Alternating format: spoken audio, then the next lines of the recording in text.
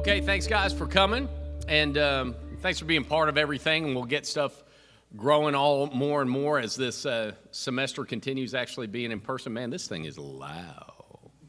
I almost never need a mic anyway, so but I try to keep it quiet in the confessional, so be not afraid to come. But what we do this evening, called the 603, goes on once a month. We'll have witness talks to the reality of the faith and personal testimony to things and how one's faith comes into things. This evening got just an excellent guy, good friend of mine, Coach Cody Vaught. Cody's just a great guy. He's a father, a husband. He's a coach, a follower of the Lord Jesus, been a member of this parish for a while, helps out in Eucharistic ministry, and is somebody with which has a solid understanding of where God's been in his life, how he can understand those things very deeply. He came in to speak at one of our first Theology on Taps last spring, which was excellent. Theology on Tap, obviously 21 and over, is something I encourage you to get involved in when you reach that age or go past things in college. It's a great way to come in contact with the living presence of similar things, of witness and where you find God everywhere, whether it's at church or out in the bars, out in the different places where we go for different things, and enjoying our life if we do it properly, ordered to God. And Cody's just a really wonderful guy. And you'll get to see a little bit of that this evening. I encourage you to be in touch with him as he feels comfortable, or be in touch with me to review different things. And the new high school that's here, Ozark Catholic, has been in existence, going on its fourth year, had our first graduating class this last May. He is the athletic director there, very superb in different areas of sports. I've enjoyed being on the bench with him when he's coached basketball, which I just eat up like nobody's business, and just seeing him lead young men and women through growth of the gifts that they have, bringing the best out of them, and really being all in with it. It's really a joy to watch somebody in the gifts that God has given them and delight in that in somebody else, which is something with which we all should grow and benefit with in our society. There's a sense of wild amounts of competition when somebody else does better than me, and I see what's there, somehow it diminishes me. That's not the case in the Lord. You're really blessed by seeing what gifts they have, and I've definitely seen that in this excellent man who's coming up this evening. So Cody, come on up.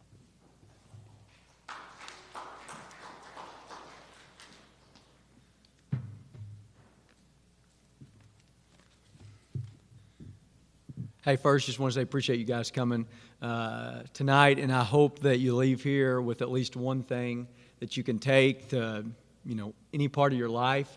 I've had the privilege to listen to many college basketball coaches speak, and that's the people I try to emulate a little bit, and I always just try to get one thing from them. So I hope I give you something today that you can take with you, and that you don't feel like you came here and wasted your time. So again, my name is Cody Vaught, and I am the athletic director at Ozark Catholic, and I thought, what can I do to help you guys? What can I best do? And so I want to tell you a little bit about my faith journey. But first, I want to tell you something important to me, and I'll mention it at the end again. And there's 2 sets of 3 that I do every day, no matter how good or bad I feel. So I pray every day. And I'll be frank with you. When I was 18, I didn't pray every day, and I wish I had. But as I've learned and gotten older and had the privilege to still be alive, I pray for 2 sets of 3, no matter what else I pray for every day. And so I just want to list those for you. First, I pray to smile, be positive, and to make a difference in someone's life. That's the first set of 3 I pray for every single day. And, because if you smile at people, they typically want to be around you. And if you're positive with people, they typically want to be around you. Those 2 things, people typically want to be around those kind of people, period. And I'm a people person. I want that. And then lastly, if you can make a difference in somebody's life, and I don't every day, but I sure try. You've had a full day, right? You've had a full day. You've done those 3 things. The second set of 3 is a little more abstract. I ask the Lord for wisdom every day, because as Father said, I have young men and women that are looking to me because I have the word coach in front of my name. And just because you have the word coach, you're almost as important as a priest. You shouldn't be, but you're almost as important. People think that you walk on water, and you don't. I asked Bobby Petrino. You don't walk on water. You make mistakes just like everybody else. So I ask for wisdom because I speak to them every day about life stuff, and I want to give them good advice. So wisdom is the first one. I ask for common sense. Every day I need common sense. Please give me common sense. And then lastly, the Holy Spirit inside me. So I ask for wisdom, common sense, and the Holy Spirit. So those are two sets of the three. No matter what's going on in my life, every single day I ask from Him, because I think if asking you shall receive, seeking you shall find, as Matthew 7:7 says. So just want to tell you that. Just tell you a little bit about myself. I grew up in Altus, Arkansas. It's about an hour south of here. Unless you know something about wine or grapes, you probably never heard of Altus, because that's all that happens in Altus, Arkansas. I'm very proud to be from there, but it's a very small town. My parents divorced when I was very young. I was about 2.5, 3 years old when they divorced. And my mom had the good sense and wisdom to let me stay with my dad, as he was more stable. And so I was raised by my father and by my grandparents on his side. And so my two grandparents and my dad raised me as a little kid. And I spent most of the time at my grandparents' house, because my dad was a blue-collar worker, worked extremely long hours, right? And there was a little school right next to the church. So since Father's in the room, I'll say I had the privilege to go to Mass 6 days a week growing up. From 4 years old to 10 years old, I went to Mass 6 days a week, every single week. And my grandma made me altar serve. So at 4 years old, I was the altar boy up there at a small Catholic church, right? It's a big church, but small community. And so served 6 days a week. And it had a great priest. He was an older man named Father Hillary, and became one of my father figures along with my grandpa and dad, right?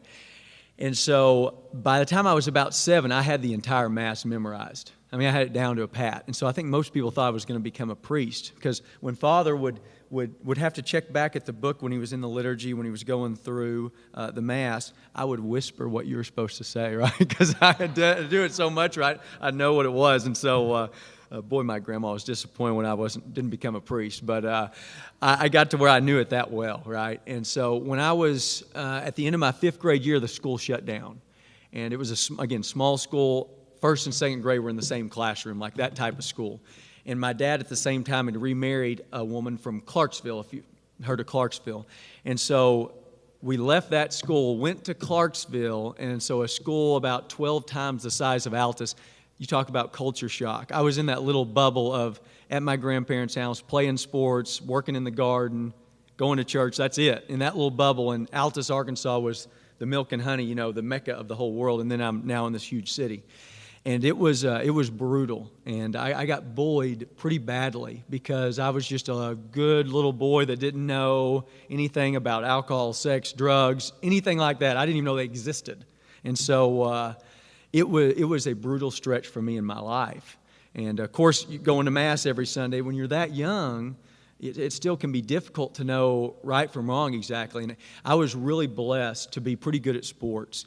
And so I played football, basketball, and baseball in high school and junior high and everything. And I got with some guys that were also really good at sports who were good dudes. I could tell they were good, and so I locked in with them. There was 5 particular guys that I just started hanging out with all the time. And we played all 3 sports. We were all pretty good at them. And it was great for me because, and I'm sure you all know this, but you are who you're around. You look at a person and you see the people they hang out with. Typically, they are similar to them. And that really helped me in life, that these 5 dudes, none of them, one of them Catholic, most of them, Protestant, but they were good guys. And so, when I look at somebody, I look at my players, for example, I look at people in the community, I see who their friends are, and that tells me a lot about them. So, as I'm sure you already know, but I just encourage you, it's easy to bring someone down. And so I hope you're with people that make you a better person. I'm blessed because I spoke to all 5 of those guys today. And I got to know them when I was like 7th grade. And that's how good of dudes they are. So anyways, that really helped me. Played all these sports in high school. And they were all going to Arkansas Tech, if you know where that is, in Russellville. So I thought, I'm going to go to Tech, and I'm going to play sports there. And so I walked on to play baseball, and assuming I was going to go to the major leagues, the coach didn't know that somehow when I got there. And so somehow I had trouble. I didn't see the field, really. And I didn't know what was wrong, with him, but I didn't see the field. I got the realization that I probably wasn't going to play Major League Baseball at that point. But I was still going to do something in college, sports-wise, because that was my goal, right? And so in this transition of where I'm going to go and what I'm going to do, I started playing a lot of tennis, and there was a small university called the University of the Ozarks in Clarksville, and it's a D3 school. And I just happened to be there one night, and long story short, their team was there. I didn't even know it was their team, and I played all of them and beat all of them. And I didn't even know they were real tennis players. And after it was over, the coach said, "How'd you like to come on scholarship to play tennis?" And I'm like, "That's what I'm doing. I'm going to be the next Pete Sampras or Roger Federer or whatever now, right? That's what I'm going to do." And so then he told me it was about $35,000 a year after the scholarship. And my dad was a blue-collar worker. My stepmom stayed at home, and $35,000 wasn't coming from them a year. And so that was out. But I thought, I'm going to go play tennis for the Razorbacks. That's what I'm going to do, because I want to play sports in college, and I'm a diehard Hog fan. In the 90s, probably before most of you were born, but in the 90s, we were unbelievable at basketball. Won the championship in 94, lost it in 95. And I literally, my day revolved around how they did. Now, football and baseball, not as much. We weren't quite as good then. But basketball, for sure. I would go in the yard and cry when we lose. And it's embarrassing not to say that, but that's what I would do. I would be so upset. And when we'd win, I'd just have a great day, right? So I always wanted to be a Razorback. So I thought, you know what, I'm going to take a leap of faith. I'm going to enroll and then go to the tennis coach. So that's what I did. And I talked to him, and he gave me kind of that look like, okay. He's like, "I'll let you try out." He said, I've got an Australian guy. He's my weakest player. You play him. We'll see what happens. Okay. So I served to him first. Even if you don't know anything about tennis, you'll understand. I served to him first, win the first little set against him, and I thought, I'm freaking about to get all this Razorback gear. I'm going to be a Razorback, for life. And he hits that first serve, and I go, "Was that in?" And yeah, it was. And he proceeded to beat the ever-living fool out of me. And I was embarrassed because he hit the ball so hard. I could barely see it. And I went to the coach afterwards, and I said, "Coach, here's what happened." He's like, "Okay, how about you be my manager?" And I said, "Coach, I'm not good enough to be your manager at tennis." And at that point, when I said that, I thought, my college sports career is over. And I'm telling you all this because that was my goal. I loved sports. And I loved being Catholic. Those are the two things I cared a lot about, my family also. And I was a little bit devastated. It's funny for me to tell a story, but I was devastated. And so at that moment, I thought, what am I doing? Like, what am I doing with my life? I'm around your guys' age, and what am I here for? And I was going to St. Thomas right here. It looked exactly the same pretty much. And, trying to figure out, what am I doing? And I decided, what? I've got to do something that I enjoy doing, and I've got to make a difference. That's the two things I want to do. And no offense to jobs that don't make a difference, but I want to make a difference here because I think that's what we're put on the earth to do. And so I thought, I love sports. I already decided I'm not going to be a priest, so that's out. And I love my family. I don't know what I can do with that. I love sports. I'm going to coach. I'm going to coach so I can be around it all the time because I love it. And then coaching, you can make a huge difference in people's lives, good or bad. And so I thought, that's the perfect job for me. So I thought, okay, I think they're going to make me teach something. So what am I going to teach? And most of you in the room have probably had a coach that's a PE teacher, and I was not going to do that. I was not going to be that normal dude, right, that teaches PE. And I thought, I want to challenge myself. I want to do something that maybe I struggled with in high school, but I really like. So I thought, I'm going to be a Spanish teacher. That's what I'm going to do. I'm going to be a Spanish teacher. I'm going to learn the old Espanol. That's what I'm going to do, right? And so I realized it's a lot harder than I thought. So I'm going to classes, and these people know way more. Some of them are already Hispanic, and they know all of it, and I'm just sitting there clueless. And a teacher tells me one day, "Look, Cody, you need to go study abroad because you're behind." So, okay. So I look up, go through all the process. I'm going to Costa Rica. I'm going there. I'm going to go there and learn Spanish, right? So I go there, spend a week there, and I'm just miserable. And one thing I haven't told you is I'm a really picky eater. And so before I went, the things I learned how to say was, even though I'm not, I learned how to say I'm allergic to onions, mushrooms, peppers, and all that stuff that I don't like because I'm a very picky eater, right? Chicken, steak, stuff like that's good for me. So I'm miserable because I don't know what anybody's saying, and my family's not there to support me. And at least you can always eat good food, and I didn't like the food because I'm such a picky eater, right? So I'm miserable. So after week one, I called my dad, and I'm like, "Dad, I think I'm going to cash it in and come home." And he said, that's a lot of money to give up, because you did it. I had to pay for it myself. He said, "But if that's what's in your heart, have you been praying?" "Yes, Dad, I've been praying." Okay, so he said, well, why don't you give it another week? Because you're not really the type of person to give up easily on things. Okay, I'll give it another week. And to this point, and I'm going to tell you, I haven't talked about it much. You may have assumed it, but, sometimes you go to Mass 6 days a week. When you get old enough to decide if you want to go on your own, you kind of cash out and you don't go. A lot of people in college will do that and afterwards.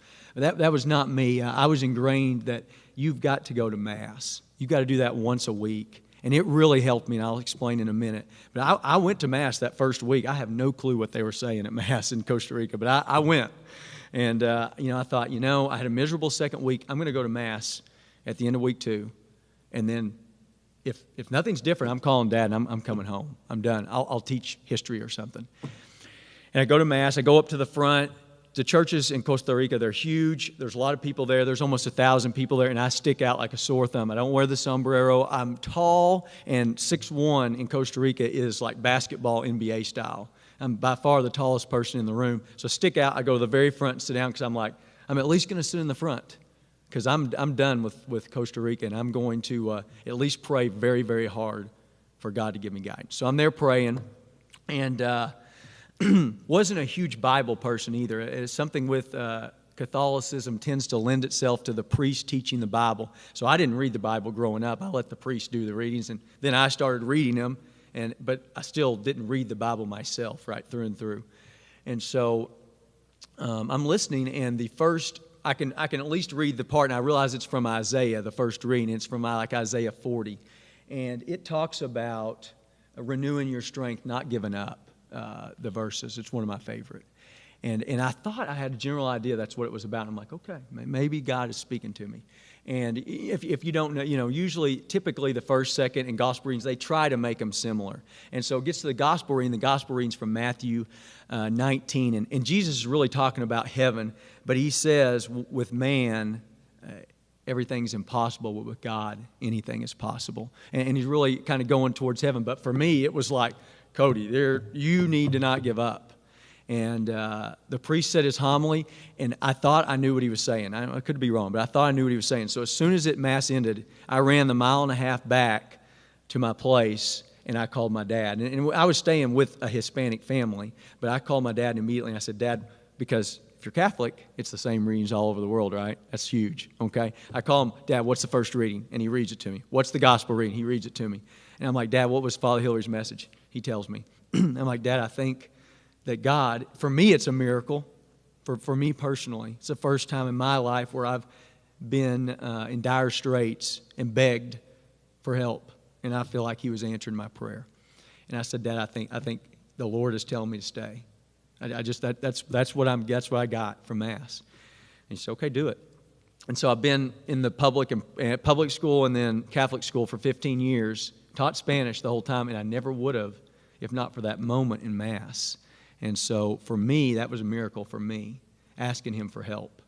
And so I'll get into a couple more things that happened to me, but I hope when you have issues, I hope you ask him for help. Because I can't think of how many times when I was younger that I got so frustrated when something didn't work, but I never asked for help. I didn't. I just did it instead of asking for help. So I hope that you will ask for help in the things that you're dealing with. So come back from Costa Rica. I get a job at West Fork just down the road as an assistant coach, Spanish teacher. I'm there for a few years. I go to Ozark, who Altus consolidated with, so I'm back basically home, right, sort of. And so I go to Ozark, and I coach there as an assistant.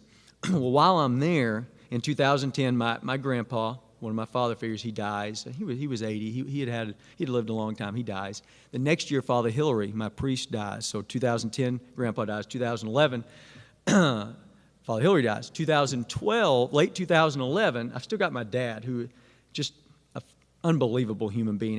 Most people think their dad's great. My dad was the president of St. Joseph's Society. He was the president of Knights of Columbus. He had all these charity things he did. He was becoming a deacon in the Catholic Church, so he was doing great. He's 54 years old in my rock. Late in 2011, his face starts drooping, and it took us about a month with all these different diagnoses. They come back finally and say, he's got terminal brain cancer. He's not going to live much longer. And it was a shock because he was 230 pounds, 6'3", great shape, just a rock. And he went from that, and then a month later, he was about 180 with a walker. and he just fell apart. So in March of 2012, he died of brain cancer. So dad, or grandpa, priest, dad, all gone. And for me, they were very important in my life. They were the people I went to when I needed advice, no matter what it was, right? And so I think it's fair to do this, but I never said, God, why? Why have you done this? Why have you taken these people, especially my dad who's so young and doing so much good for you on this earth? I never did that. I trusted in him, and a big reason I did was because I came to church every week. That's one of the biggest reasons I did. Is I was, even I would come sometimes and my head wouldn't be in the mash. I wouldn't necessarily hear everything Father was saying, but I came every week to keep me grounded and to listen to the Word and to know what the difference between right and wrong. Because it is easily, most people think they're doing good even if they're doing bad. Most people. And that line gets blurred, especially when you get outside of what your faith really is. And so I kept living. I said, I'm just going to trust in Him. So I wanted to leave Ozark because I saw Him everywhere I went. So I left Ozark and I took a job in Hector, Arkansas. You may have never even heard of it, but it's a small 2A school north of Russellville, and you don't go to Hector unless you mean to, right? It's not an accident, like you drive through it. And so I get there, and the program wasn't very good, but it's a head basketball job. It's the best job I've ever had, right? And so I have some kids with some issues, and we're working through them. And we play Dover, if you've ever heard of Dover, Arkansas. First game of the year. They're a lot bigger than us. It's a big rival game. They're supposed to beat us. We play fantastic. We're up like 25 in the third quarter. And any coach that's decent can't lose that game in high school because there's no shot clock. So we're going to win. Well, of course, what happens? They come back. They bank in a half-court shot to beat us at the buzzer by 1. And I'm devastated. I am devastated because at this moment, this is really what I'm putting up there as the pretty most important thing to me other than my faith, right? And I am devastated. And not married, single, all this stuff. And so everybody, it's late November. It's really cold outside. Everybody leaves, and the gym was really big at Hector. It's the only big thing in the town. And in the back was woods. And I went out back to next to the woods, and I just sat out there for 4 hours. Got pneumonia from sitting out there. It was like 30 degrees. And I cried and cried and cried. And I said, what am I doing? Why am I here? I'm obviously not a very good coach. My dad's not around. Lord, do you want me to be a shoe salesman? What do you want me to do? I'll do anything you say. And unlike when I was in Costa Rica, I did not get an answer. I wanted an answer right then, and I didn't get an answer. And I didn't know what to do. Obviously got really sick, but I just kept grinding, basically. And about 2 weeks went by, and all of a sudden, I don't know, it was after practice, and I went, what are you doing this for, Cody? Like, what are you doing it for? And I got to thinking about that day this is the reason I told you the story, the day I was at the tennis courts where I decided I'm going to be a coach and make a difference. I said, are you doing this to make a difference in kids' lives, or are you doing this for your own ego, for your own fame, right? For your wins, for glory? And I realized I was doing a lot more for my ego than I was for the right reasons. And so my perspective changed quite a bit that day. I don't know why. It's real common sense, but I just didn't think about that. So after that day, I started investing a lot more time in my players and their personal lives and stuff, and less about whether we won or lost. And what's amazing is we started winning. And it's amazing the correlation between the two. Now we had lost so many games that our record was bad, but we actually went to the state tournament for the first time in 10 years at Hector. That first year, like one of those Walt Disney movies or whatever, we turned it around and became really good. And it was because I actually cared about the right thing. And the next year we were even better. We went 23-6, won conference, third best team in school history, went to state again for the first time ever, back-to-back state. So all of a sudden, I'm young, I'm like 28, and people are wanting to hire me to be a coach at a much bigger school, right? I've got all these people calling, and it's a great feeling. And West Fork calls. Hey, you used to be an assistant here. We'd love for you to be the head coach. You got to come up and do the interview and everything, but we're very interested. And so this is the first time I'm going to speak about this. But so at this time, I made the decision after a lot of prayer to come up there, but I went up to West Fork for one reason, and that's girls. That's the reason I went up there. I haven't said anything about the opposite sex or dating or anything up to that point, and that's why I came to West Fork. So in my 20s, I dated girls for basically one reason, what they looked like. That's why I dated them. And notice I was still single because that gives no fulfillment. And I didn't care how I treated them. Now, I wasn't like really a jerk, but I wasn't great either. I dated a girl this week, then dated a different one the next week, dated a different one the next week. Didn't bother me a bit. I wanted guys to turn around and look at the girl I was dating. I hate saying that. It's embarrassing to say, but that's the truth. And so when I got to be about 28, 29, it really started bothering me. And I realized, through time that some of the things I was doing was for the wrong reasons. Right? When I first got to Hector, I was still that way. I dated 2 girls, and Hector's really small. And so once I had finished dating those 2 girls, there wasn't really anybody else available. So it was definitely living the single life. And I wanted to go back up there, and I wanted to do it the right way. So I moved back to West Fork, and they had a really good basketball program, but I moved back to find someone I could marry. And at first, I was still in the mode of, I'm going to marry a Catholic, because less than 5% of Arkansas is Catholic. It's really hard to find a mate, but that's what I was going to do, right? I'm going to find a Catholic girl. Well, that didn't work very well. And I was going here. I came back and went here because, I'm like 30, so I'm like the weird old dude. But I came here because I wanted to meet girls that were single, and most likely girls that were single or Catholic were still going here. So I came to St. Thomas, not just for that reason, Father, but anyway, so I came back up here, and I realized really quick that you couldn't just fit somebody in a mold and then try to make that work. And so I started going, I've got to find somebody that makes me a better person, period. That's what I've got to start doing, is find somebody that makes me better. And I hope you will do the same. And I did. I was scouting a game in Eureka Springs, Arkansas, and there was this good-looking referee running up and down the floor, and I was like, man, she's athletic. Boy, she holds herself well, I'd really like to get to know her. So I do what every 30-year-old dude does. I creep on her on Facebook, right? I get her name and creep on her on Facebook. And it takes her like 3 months to say yes to, like, I'll go on a date with you. Like, it was a battle. And she'll laugh if she sees this, because it really was. It was a battle. She thought I was the creepy old guy, And because she was like, I was 30 and she was like 23. I didn't even know how old she was, at the time. So we go on a few dates, and I realized, she's Protestant. She knew the Bible backwards and forwards. If we talked religion, every time we get done, I'd get mad, because she'd say, and she'd quote some Bible quote, "Where are you getting that from, Cody?" And I go, "I don't know. I got to ask my grandma. I'll be back." So I didn't know, and I started reading the Bible, and she stood up for herself, and she made me a better person. And so after about 3 years of dating, we got married. And a Protestant and a Catholic. Cross church every Sunday, Catholic church every Sunday. It's not easy. But we made a commitment to do that. And one of the things I think that I'm here on this earth to do is be a bridge for people that marry Protestants or marry another Christian faith that are Catholic, to show that you can still be Catholic. And, maybe, I don't know what will ever happen with my wife and I as far as our faith go, but she knew that I would stay Catholic my whole life. And I don't think there's anything wrong with dating someone that's not Catholic. Now, it sure is easier if they are, but I don't think there's anything wrong with that. And so that's one of the things that I've tried to help people with personally, is talking to them about that and the differences between the two. But anyway, just to end up here, coached at West Fork, very happy. They were very happy with me. And Ozark Catholic comes calling about 4 years ago. And I said no a couple times. And they kept asking.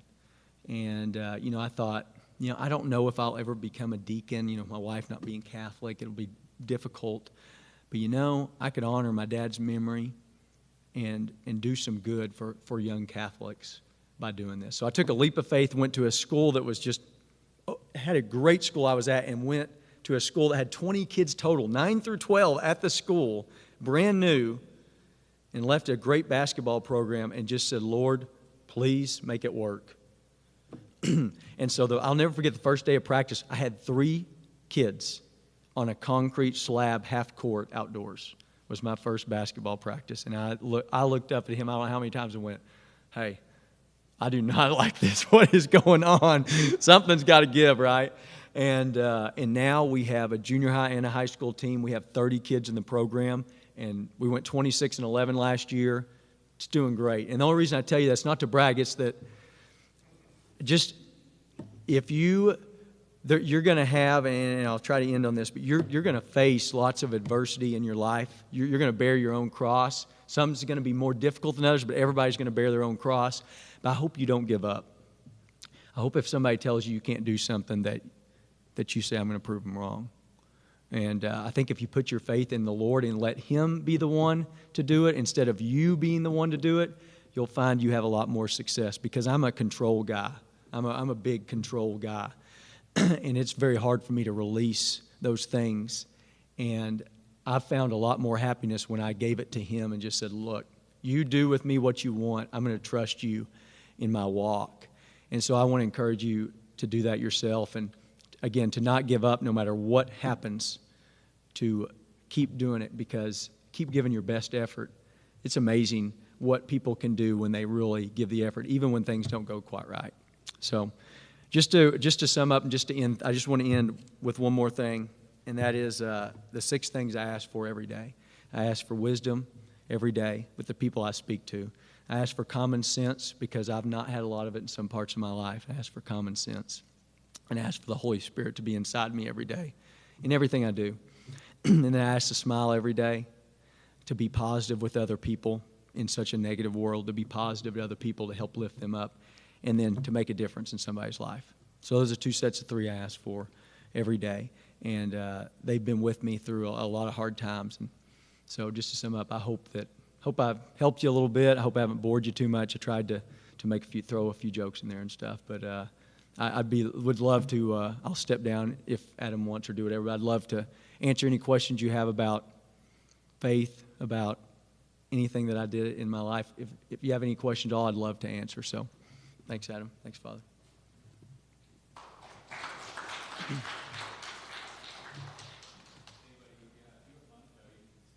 Okay. My goal was to have 5 questions asked. I told my wife, so I hope somebody asks something. It can be anything. Yes, sir.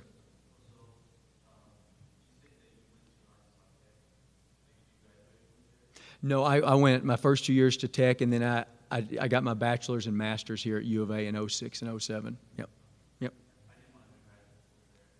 Oh, okay, yeah. It's a great school. It's a great school. There's nothing better than U of A, but it's a great school. Yeah. Yes, ma'am.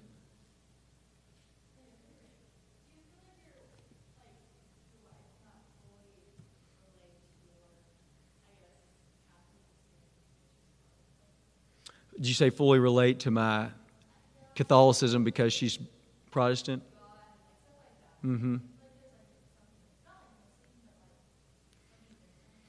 Yeah, no, that's a great question. I'm glad you asked. I'll say that she doesn't believe, for example, that the body and blood of Christ are really the body and blood of Christ.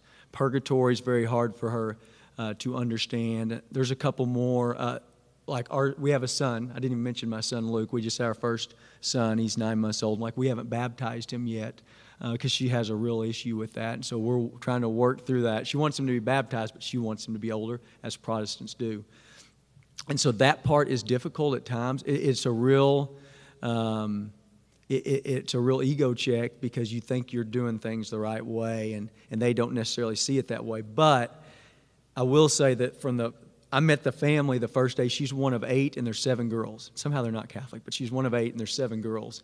And the first day I met, one of her sisters said, and in all honesty, she said, I'm going to be honest with you, Cody, I have an issue with you guys dating because you're Catholic. And I'm like, okay, all right. Why? And she said, well, because you guys are atheist. And she really believed that. I mean, in her heart, she really believed that. And so I've gotten to that, with her family and with her, there's been a complete change in they get to see me live my faith every day. And for them especially, they know that, Catholicism is not some weird rogue religion over here, because really in Arkansas, if you're in that bubble, you think that our faith is very small and that there's not that many Catholics. And so I've gotten to help the whole family with that, but especially with my wife, she has changed her mindset quite a bit, and she knows what I believe and respects it, and I think that's what's most important, is I've figured out that trying to change her mind on something isn't the right way to go, that she's got to do it on her own. It's got to be from her, and even though we may talk about something, it's still got to come from her. But I think the fact that she respects my faith now completely is what matters the most. I don't know if that answers your question, but so, yeah. And I definitely enjoy talking about this part because it happens with a lot of people. So, anyway,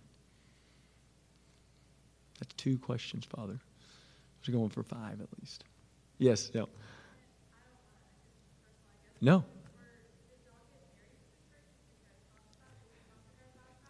Yes. Yes. So you and she grew up wanting to be married in this small Baptist church close to her house, even though she went to a bigger one. That was her dream from a little kid. I didn't think about marriage until, I got close to marrying her. How a guy is. And she dreamed about this. So this was something very important to her. And if you're Catholic, and most of you probably know, you have to be married by a Catholic priest, and you can get married in a non-Catholic church with a Catholic priest and it still be honored, but it's difficult. You pretty much have to be married in a Catholic church.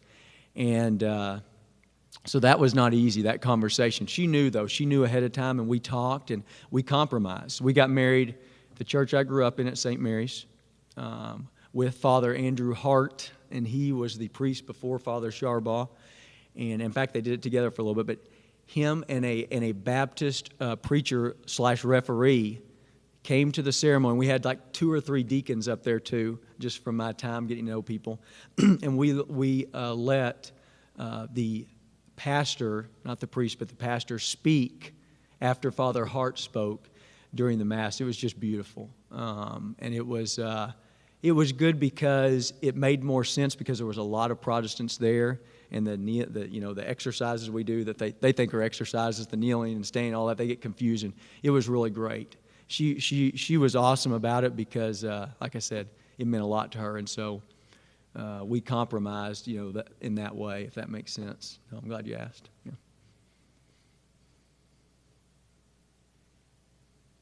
Yes.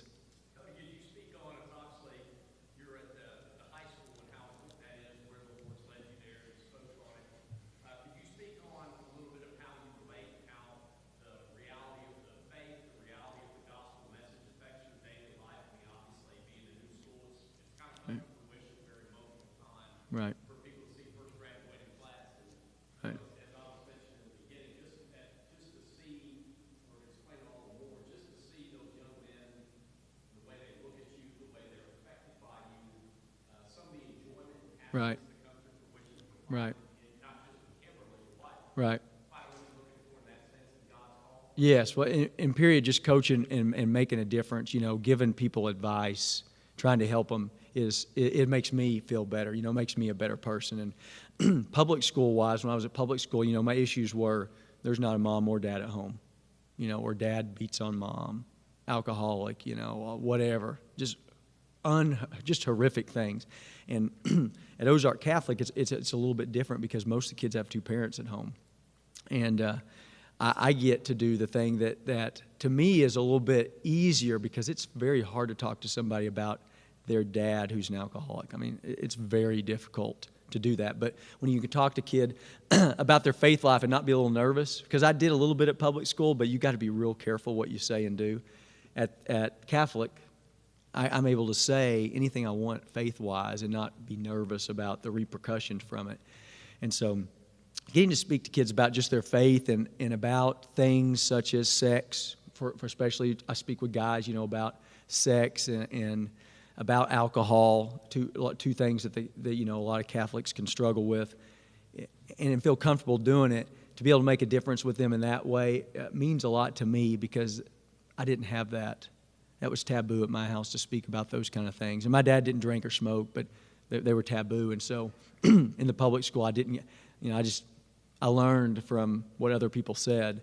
And it's nice to be able to hopefully impact them a little bit before they're influenced by a lot of outside sources when it comes to that. I don't know if that makes sense, but that means a lot to me, to be able to talk to those kids. And you'd be shocked, every one of you in this room are the same way as me. You'd be shocked how many people look up to you that you don't know about. Everyone in this room has people that look up to you. You just probably don't know it, whether it's family, friends, whatever, younger people. And like I said, it's amazing. Your actions speak louder than words sometimes. So it's amazing how many people are watching you. So.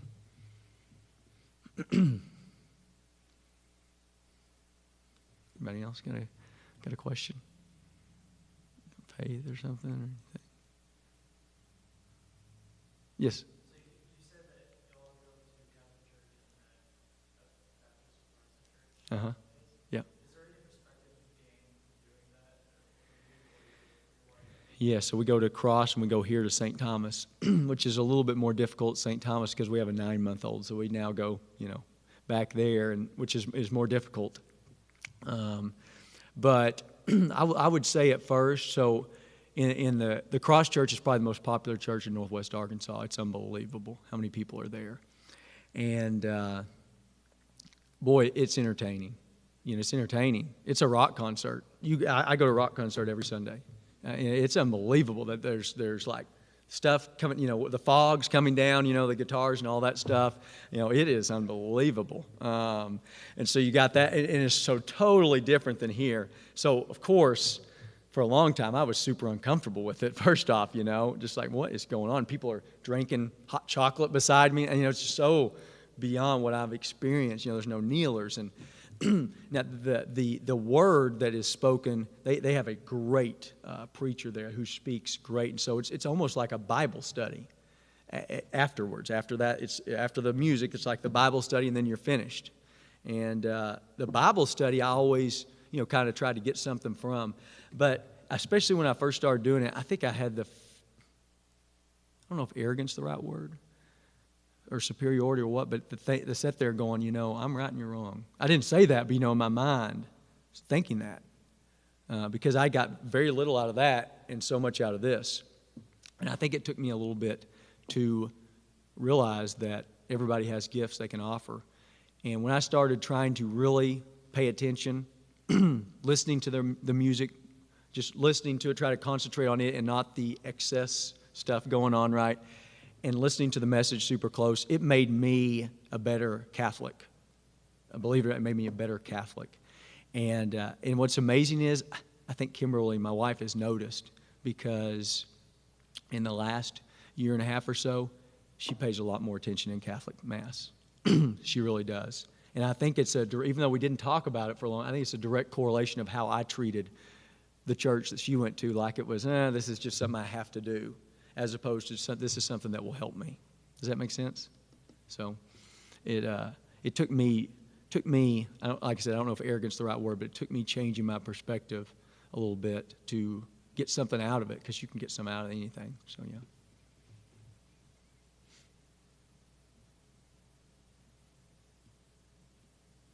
Anything else? Sure? Yes, yep.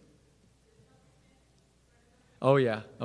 Yeah. It was great. When I left, I was dreaming in Spanish, doing all that. And I've slowly lost it, slowly as I've went. Because at OCA, I don't teach. I'm just the athletic director, golf, basketball coach, and don't have time, basically, to do all of it. And so it's slowly dissipating. I still have conversations with students and people that come in, but boy, going was huge. I mean, it made such a big difference. And I didn't say this, but when I left, 4.5 months later, my dad came and saw me the last 4 days. It was super special just to see what I was going through and lived through. But if he hadn't came, I'm not sure I would have left, because I was so sad, because the mom I lived with was crying. I was crying. I didn't want to leave, And so it's amazing how things change over just a few months with the right people. Yeah. So, see.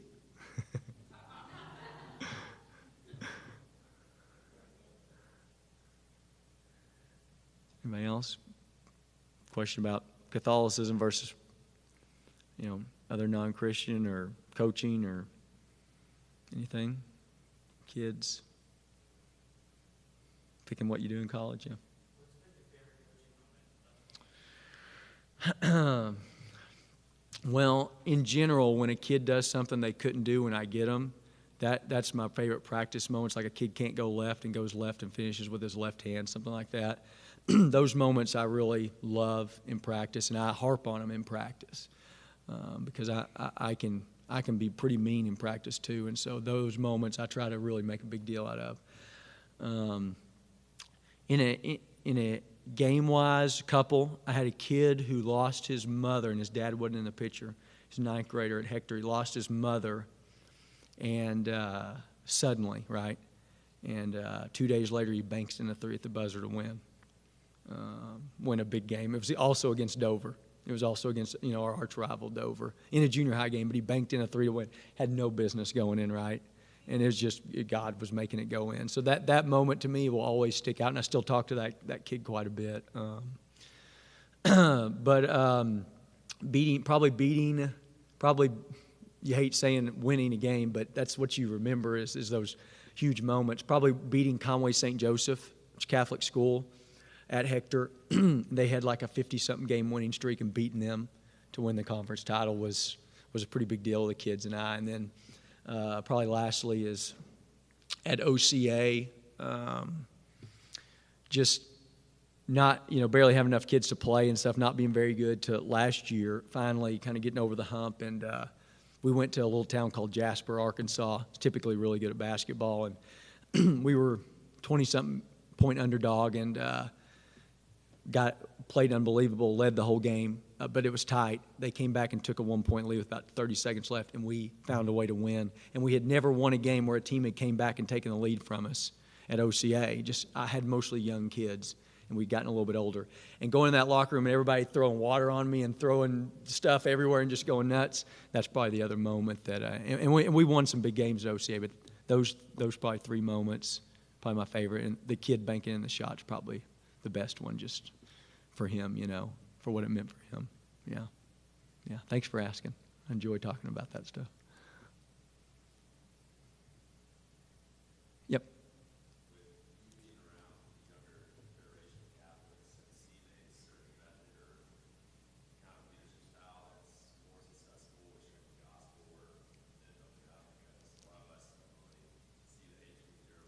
Right. Yeah. I think has helped the most, and it really hurt me because I didn't get this either growing up, is I think telling them the why is the biggest thing. Tell them the why. Like, I was in college before I realized that the first reading's from the Old Testament. And I was at Mass all the time. I didn't even realize it. The why of why the Mass is the way it is, I think is the biggest thing that has helped, I think, kids, especially at this Catholic school, to understand the why we do it, because it's amazing what kids don't know. And they just go through the motions. They come to Mass every day and then they leave, and they really don't know. And that's where I've had a lot of kids that, not at my Catholic school, but places before, that were Catholic just like me. But when they went to college and they went to a church like Cross Church, that's, no offense, but it's more exciting when you go into the church service itself. Now, for me, it's a little hard to find God there, and I'm not saying anything bad against that church.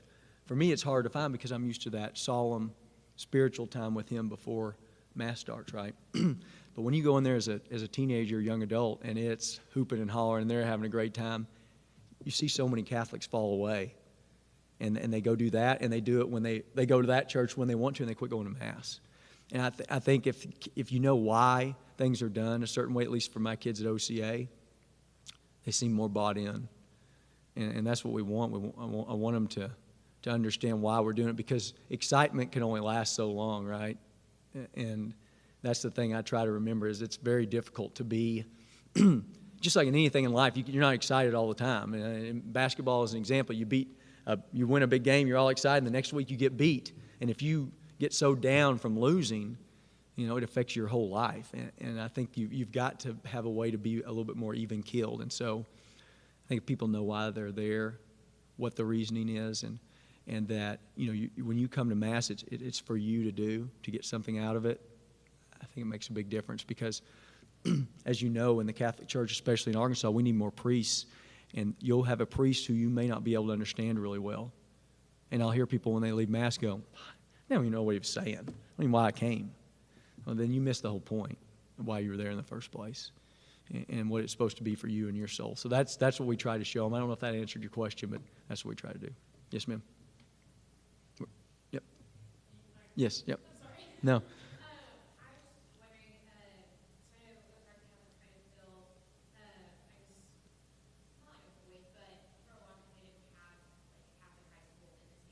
Right.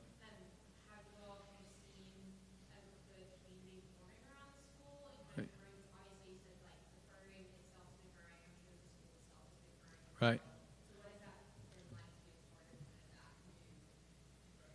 Right, and we started with 20. We have 88 kids today, and so that's where we're at. You know, yeah, that's big. I mean, it's a big deal for us because it's also costs money to go there. You know, it's not like they're coming for free, and so, you know, I think that I hope I answered your question the way you asked it, but the thing that we have great community, and the one thing we've done, I think, that's made the school function better is we've worked really hard.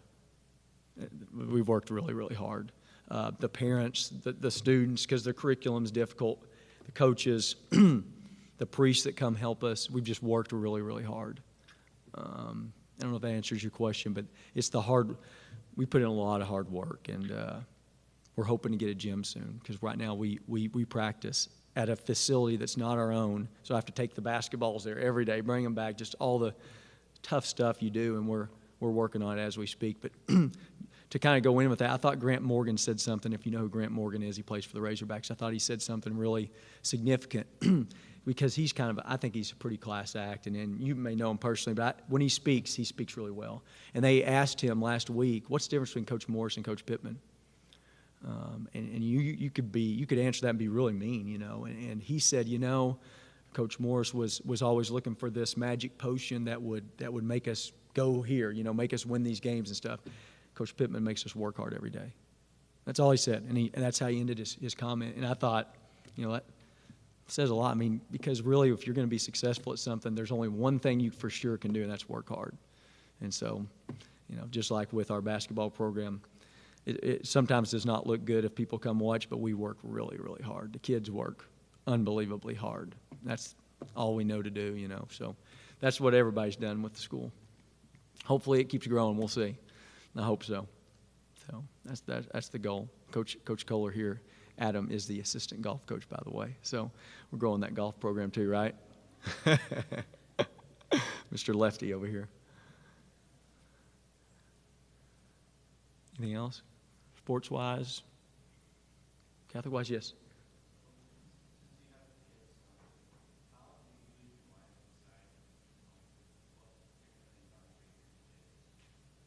It's a great question. It's a great question. And it was probably the biggest one specific element that we had that was keeping us from getting married. Because we broke up 3 times in those 3 years, all related with faith. All related with faith. And, you know, because I want Luke, his name's Luke. I want Luke to be baptized when he's 6 days old. I want him to do this, and this, and this, exactly the way I did it, you know.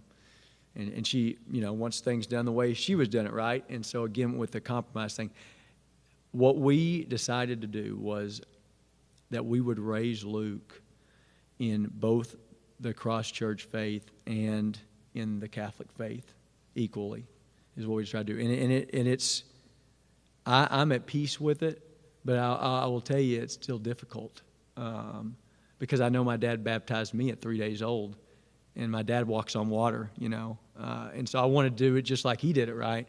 And so we take Luke to Cross. At Cross, they take him in a room and they have babysitting and stuff, right? Here at Mass, he's at Mass. Obviously, he's not old enough to know. He picks up when he sees Father, but he's not, you know, old enough to know exactly what's going on. But we said that we would raise him in both for the next several years, and then revisit. And if it has to be where Luke gets to decide which faith he is, we'll do that eventually if we have to. You know, my hope and my prayer is that maybe my wife at some point will have kind of a little bit of a maybe something happen to her faith-wise, you know. But I will never ask her to. And so, You never know what will happen in life. But that's what we've agreed to do and we're hoping to have another one, fairly soon. And we'd like to have 4 or 5 kids. And I'd be lying to you if I said if my kids weren't Catholic someday, it wouldn't bother me because it would hurt a little. But I know that I've got to do for myself. Only I can control, my path to heaven or hell. And so I'm just going to do my best to teach my kids my faith and my wife's faith, and that most of it is similar, and that hopefully to teach them the differences are not so different that cause you to not respect another person, right? Because that's where we get into a lot of issues, I think, as Christians, is disagreeing on something and just you're Catholic, so you know what? I don't care what you say, you're wrong. And that's where I hope that my family can help people learn that we can still be together on things, and hopefully make the world a little easier, better place. Does that make sense? So that's what we're doing, and I'd be lying to you if I said it was easy, because it's not. It is difficult. And again, that's one of the reasons I wanted to marry someone Catholic in the first place, and it was a hard leap for me to not. Yeah.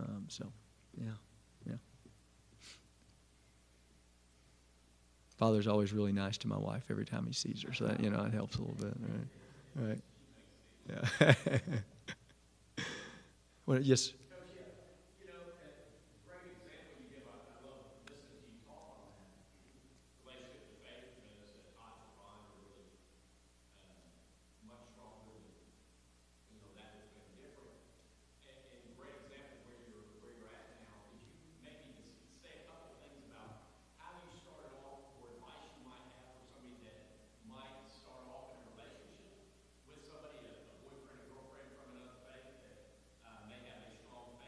Mm-hmm. Right. Right. Losing that sense of completeness that might be there, or really never knowing the fullness of things that are going on at Mass, how they might start off if you met somebody. Right. What are some of those things that anchored you in the way that you've been able to maintain or still grow with? Because they're never going to start off. Right. As opposed to somebody that, I met this great girl. Right. Thank God, Bible's a believing gal. Yeah. Right. Sure. Well, I think first, when you start to date someone, I think it helps if they seem like they're a good person, because that's where it starts. Because if they're not grounded in their faith, whatever Christian faith that is, then nothing's going to be easy, and the relationship's probably not going to work. But I would say that the biggest thing that you have to do is be open-minded to listening to them. I think it's so hard, especially as an American, when someone is saying something, whether it's political or whatever, that when they're talking, you're thinking about what you're going to say back to whatever they're saying, right?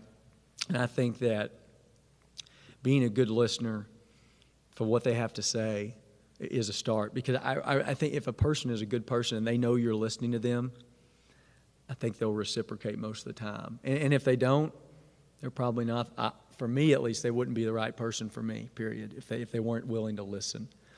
And what was bad was my wife and I would listen to each other, going back and forth, and eventually I'd get aggravated because she'd say something and I would not know how to respond. But it really helped me become a better Catholic, because I had listened to her good enough to know what she was saying, and then I could ask Father, my grandma, who, by the way, has a direct line to God, in case you need anything from my grandma. She's still alive. She's my last really rock, and I just talked to her before I walked in. I got to have those conversations with them about different things. Grandma, how long do you pray for Papa? He's been dead now since 10. I mean, do you still pray for him? Those kind of questions I ask her. And it just made me a such better Catholic. And so I think the biggest thing is to be a good listener. And listen, and don't just shut off when they say, well, I don't think. That's not biblical. Boy, have I heard that a time or two. That's not biblical, Cody. And I think if you shut down from there, it's just not going to work. And so I would listen and try to understand where she was coming from completely. And when she finished, then if I knew how to respond, then I would. I think that's the best thing you can do. And if they make a good point, and I think this happens to some people as well, if they make a good point, I think you got to be real careful, because they can make a good point, but it doesn't mean you go, well, Catholics are wrong. That's wrong. You can never, you need to go back and find out. And Father can tell you, I've asked him many questions about many different topics. And so I think the other thing is, you're a good listener, and if they make a great point, you're like, I don't really know. Don't go, well, that means that what I've believed in, what I thought I believed in is wrong. As you need to find out the background of it first, because 2,000 years is a long time to have a faith. And typically, Catholics don't do something for no reason, right? Typically, there's a reason behind everything that is done. And so that's what I would say, is being a good listener, and then not thinking, I think that's wrong. Do your research.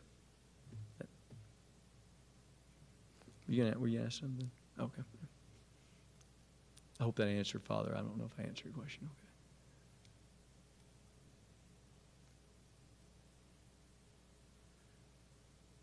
Okay. Anything else? Do what? Yeah. Do what? Yeah. Yes.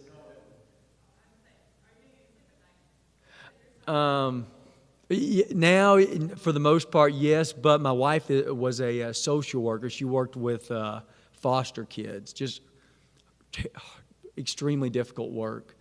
Most kids with sexual pasts, right? Little bitty kids. That's what she did for a living, and it kind of wore on her. But after we had Luke for a few months, she's like, I got to be with him. And so, blessed enough with the job I have, is I make enough for her to be able to stay at home. And so he has slept well the last few months, but the last couple of weeks he hadn't felt good, and she gets up with him during the night.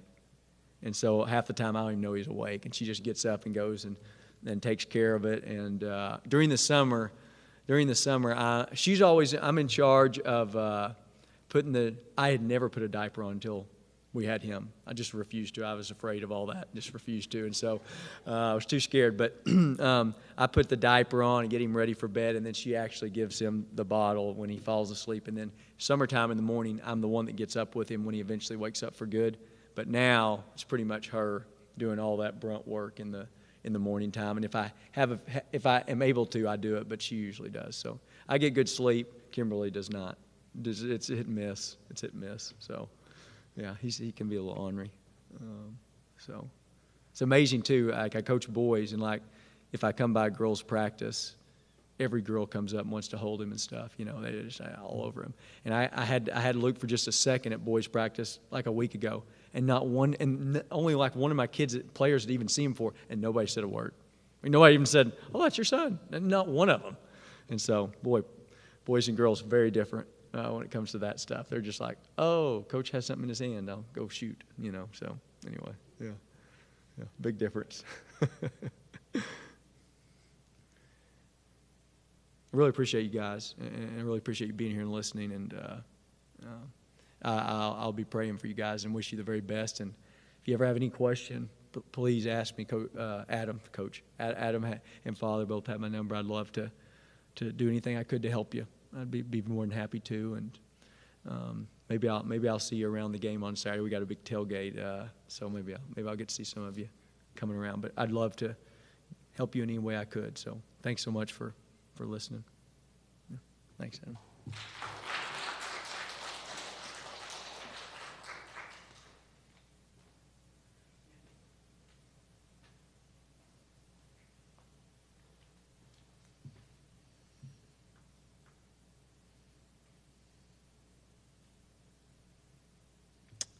So just would really like to thank Coach Vaught again for speaking with us tonight. I'm honored to call him a very close friend of mine, and just am amazed by just the stories he shared tonight. I hope, like he was saying throughout his talk tonight, that y'all found one thing that you could at least take away. But just very grateful for him and everything he does at Ozark Catholic and everything he does within the parish here at St. Thomas. So thank you again, Cody, for speaking with us tonight. And a lot of great questions, guys. Thank you all for all your questions. I do have a few questions just to kind of leave you all on this evening. And these 603 nights, we'll incorporate too in future nights some different small group discussion and different things like that. Y'all had some wonderful questions for Coach Vaught tonight, so we extended the Q&A. But he had a few questions just for y'all to think about and reflect on, so just something to keep in mind and just thinking back on his talk this evening. One, what's the hardest moment you have went through, and how did you handle it? And then everyone has been given a gift by God that you can share with others to improve their life. What's your gift or gifts? And then the final question, do you pray for anything every single day? And if not, why not start?